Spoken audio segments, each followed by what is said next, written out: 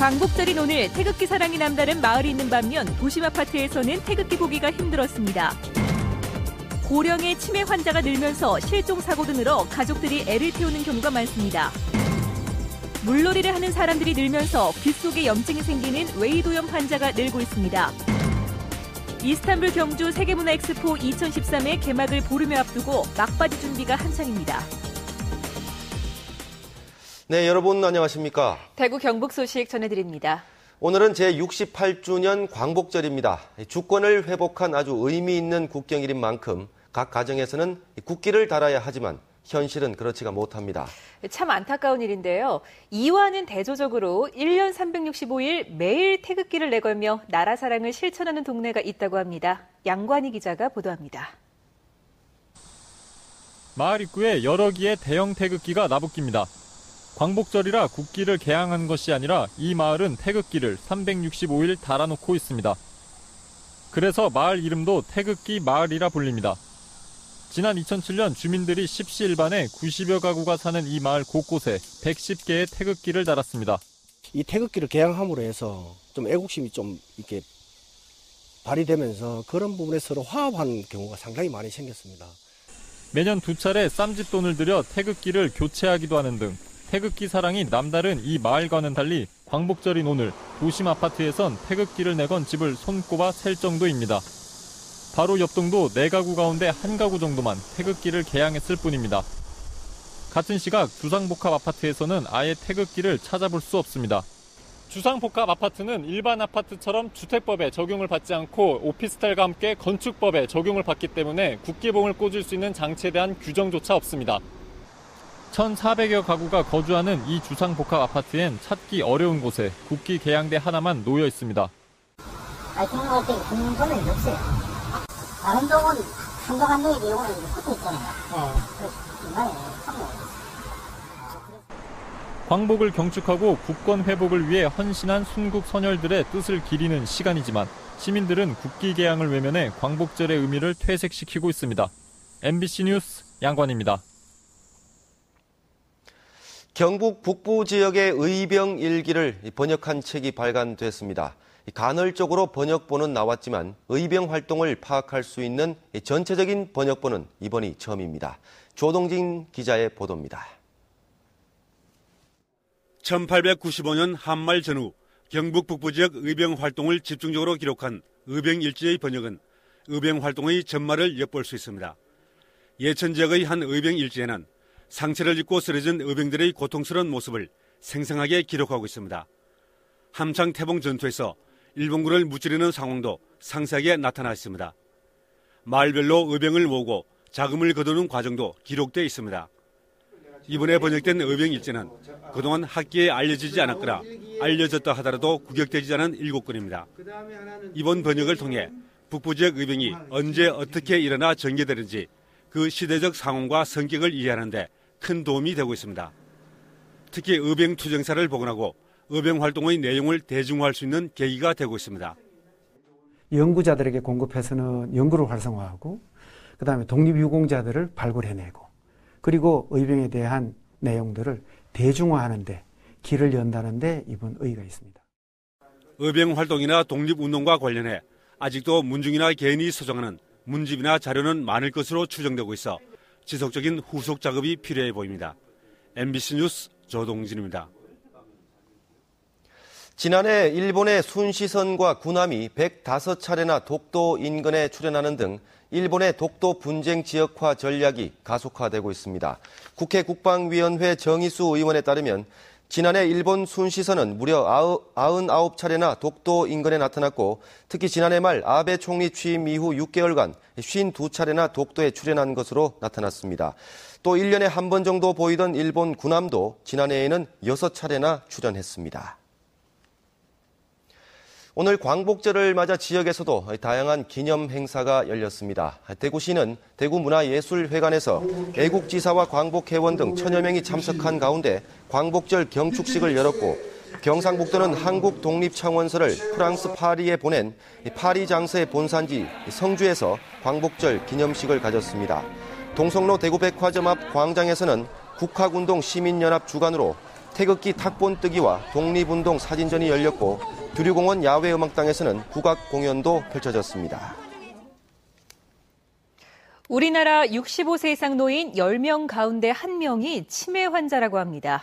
고령의 치매 환자가 늘면서 실종 사고도 증가해 가족들의 속이 새카맣게 타들어가고 있습니다. 김은혜 기자가 보도합니다. 대구시 남구에 사는 안모 씨 자매는 한 달이 넘도록 70대 노모를 찾고 있습니다. 치매를 앓고 있던 어머니가 지난달 14일 오전 가족들이 잠든 사이 집을 나가 행방불명됐기 때문입니다. 평소 쓰던 휴대전화도 놓고 나가 연락이 완전히 끊겨버렸습니다. 이게 어떻게 경로가 없더라고, 자연스럽게. 곳곳에 현수막을 내걸고 전단지를 뿌리며 애타게 어머니를 찾고 있는 가족들은 시간이 지날수록 불안감이 커져만 갑니다. 어디서 어떻게 했는지는 저희가 모르지만 그래 좀 빨리 찾았으면 하루 1분 1초라도. 우리나라 치매 환자는 복지부 추산 53만 명. 치매 환자가 늘면서 치매 노인들의 실종 건수도 증가하고 있습니다. 경찰청에 따르면 지난해 치매 환자 실종 신고 건수는 7,600여 건으로 4년 전보다 80%나 급증했고 미발견자도 170여 명에 이릅니다. 실종된 치매 환자를 빨리 찾기 위해서는 지문 사전 등록을 하는 것이 필요합니다. 하지만 지문 사전 등록을 하려면 보호자가 치매 환자를 데리고 경찰서에 가야 해 등록률이 매우 저조합니다. 특수 재질로 된 인식표를 옷에 부착하는 것도 좋은 방법이지만 인식표 등록률도 전체 치매 환자의 5.9%에 불과합니다.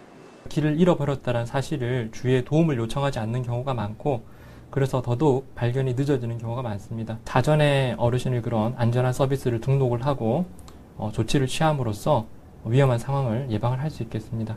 치매 환자가 빠르게 증가하는 데 맞춰 실종 예방과 조기 발견을 위한 각종 제도를 보완하고 알리는 노력이 필요해 보입니다. MBC 뉴스 김은혜입니다. 물놀이를 하는 사람들이 늘면서 귀 속에 염증이 생기는 웨이도염 환자가 늘고 있습니다. 특히 어린이 환자들이 많은데요. 권윤수 기자가 취재했습니다. 폭염이 계속되면서 강이나 계곡마다 물놀이 인파로 넘쳐납니다. 그런데 귀 속에 물이 들어간 것을 방치하다가는 자칫 웨이도염에 걸릴 수 있습니다. 귓바퀴와 고막 사이를 웨이도라고 하는데 여러 원인으로 세균이나 곰팡이 등에 감염돼 이곳에 염증이 생기는 걸 웨이도염이라고 합니다. 야외에서 또 사람 많은 곳에서 물놀이를 한다든지 하면 아무래도 좀 오염된 물이 들어올 가능성이 있죠. 외부에서 오염된 물이 들어왔을 때 그게 여러 가지 환자 조건에 따라서 염증을 유발하는 경우가 많습니다. 귀에 진물이 나면서 먹먹해지고 심하면 살짝 건드려도 욱신거리는 통증이 생깁니다. 국민건강보험공단에 따르면 지난 한 해 웨이도염 환자는 154만 명으로 5년 전에 비해 14% 늘었습니다. 최근 6년 동안의 환자 비율을 보면 유소아와 청소년이 전체의 30% 정도로 가장 많습니다. 귀마개 착용이 최선이지만 물이 들어갔을 때 면봉으로 억지로 닦아내려다 보면 상처가 나 오히려 염증을 유발할 수 있습니다. 손바닥으로 그 귀 앞쪽을 톡톡 두드리면서 애를 사실 좀 뛰게 하는 게 도움이 됩니다. 근데 만약 협조가 안 되는 경우라면 그 경우를 못 하니까요. 또 가정에서는 제일 편한 방법은 헤어 드라이기. 웨이도염을 방치하면 만성 질환으로 이어질 수 있기 때문에 바로 진료를 받는 것이 좋습니다. MBC 뉴스 권윤수입니다. 대구의 관문 가운데 하나인 동대구역이 오늘 2016년 크게 변화할 것으로 기대를 모으고 있습니다. 지난 2009년 6월에 시작한 성동 고가차도 건설이 2016년 9월 완공돼 동대구역 통과 차량의 분산과 접근성이 높아질 것으로 보입니다. 또 동대구역 복합환승센터 맞은편에 위치한 제이스 호텔터는 특급 호텔 공사가 착공돼 동대구역 일대 도시 환경이 크게 달라질 것으로 보입니다.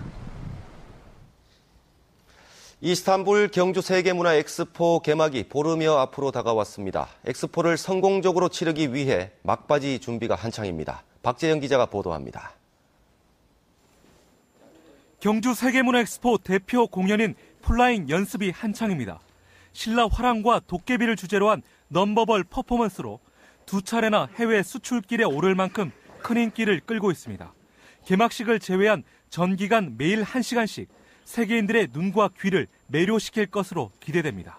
이스탄불 엑스포에 공연을 가서 플라잉에 한국에도 이런 공연이 있구나라는 걸 확실히 보여주고 세계 각국의 관광객들이 열광할 수 있는 공연을 만들어 오도록 하겠습니다. 플라잉 화이팅! 무더위 속에서도 경주 세계문화엑스포의 국민적 관심과 참여를 유도하기 위한 가두 홍보점과 한터 전통체험 행사 등도 전국에서 잇따르고 있습니다. 이스탄불 현지에서도 엑스포 개막 준비로 분주합니다. 주재관인 한국문화관 건립이 80% 이상, 행사장 무대 설치가 끝이 나고 홍보판과 현수막 등 길거리 홍보, 자원봉사자와 도우미 교육 등에 주력하고 있습니다. 구경하고 싶어요. 특히 이번 주 20여 개 터키 현지 언론을 상대로 한 기자회견이 열리고 다음 주 개막식과 시군 공연팀 등이 터키에 도착하면 이제 최종 리허설만이 남게 됩니다. 공연 장소에 대한 어떤 공연 스테이지를 마련하는 작업들이 대략 80 내지 90% 완료되어 있는 상황입니다. 최근 국무회의에서 이스탄불 경주 엑스포가 안건으로 보고돼 정부 차원의 지원이 늘어나는 등 지자체를 넘어선 국가적인 행사로 발돋움하고 있는 상황에서 앞으로 남은 보름이 엑스포 성공 개최를 위한 분수령이 될 것으로 보입니다. MBC 뉴스 박재영입니다. 최근 경북 동해안에서 강독성 해파리가 자주 나타나고 있어 주의가 요구됩니다. 국립수산과학원은 최근 경북 동해안에서 강독성인 노무라 입깃 해파리의 출현율이 30%를 넘어섰고 다른 맹독성 해파리도 자주 나타나고 있다며 어민과 해수욕객들의 주의를 당부했습니다. 일반 해파리에 쏘인 경우는 간단한 응급처치만으로도 괜찮지만 노무라 입깃 해파리와 라스톤 입방 해파리 등 맹독성일 경우는 식초를 사용해서 응급조치를 한 뒤 반드시 병원 치료를 받아야 합니다. 해양수산부는 국내 연안에서 이른바 식인상어가 자주 나타나자 상어류 분포에 대한 기초 연구조사를 한 뒤 어업인과 해수욕객 보호 방안을 마련하기로 했습니다. 지난달 24일 영덕 앞바다에서는 몸길이 2.6m의 청상아리가 그물에 걸려 죽은 채 발견됐고 지난해 6월에도 청상아리 2마리가 잇따라 발견됐습니다. 경상북도가 도내 축산농가에 예비비 9억 원을 긴급 지원하기로 했습니다.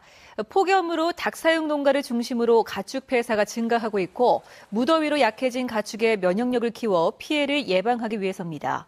현재까지 14개 시군 48농가에서 10만 2,800여 마리의 가축 피해가 발생했고 이 가운데 닭이 10만 2,800여 마리로 대부분이며 돼지도 27마리 폐사했습니다.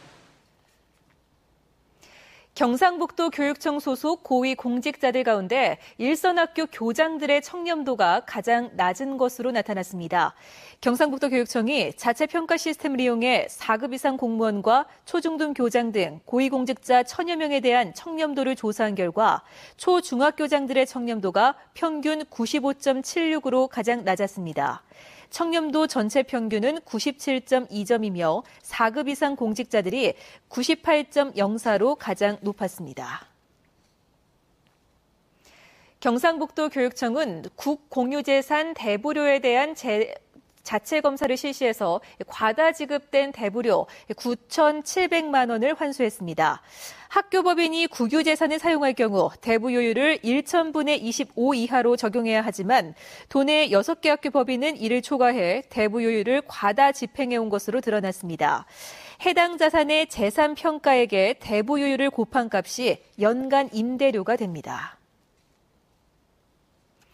송전탑 건설을 반대하는 청도 삼평리 주민들과 청도 345kV 송전탑 반대 공동대책위원회가 오늘 결의대회를 열었습니다. 주민들은 청도군 각북면 삼평 1, 2 송전탑 공사 현장에서 송전탑 공사 강행을 반대하고 보상금도 받지 않겠다는 결의를 다졌습니다. 대구지방경찰청은 어제 오후부터 오늘 새벽까지 대구 시내 주요 도로에서 광복절 폭주족 단속을 벌여 모두 13명을 단속했습니다. 경찰은 단속된 폭주족 가운데 무리를 지어 난폭 운전을 한 6명과 불법 개조 1명, 무면허 운전자 1명 등 모두 8명을 형사 입법했습니다. 은어 산란기를 맞아 2달간 은어 포획이 전면 금지됨에 따라 영덕군은 50천과 송천 등 주요 하천에 포획 금지를 알리는 현수막과 경고판을 설치하고 특별 단속을 벌입니다. 이를 위해 민관 합동 단속을 편성해 주간은 물론 야간에도 단속에 나서고 위반자에 대해서는 내수면 어업법 등 관련법에 따라 처벌할 방침입니다. 네, 지금까지 대구 경북 소식 전해드렸습니다. 여러분 고맙습니다.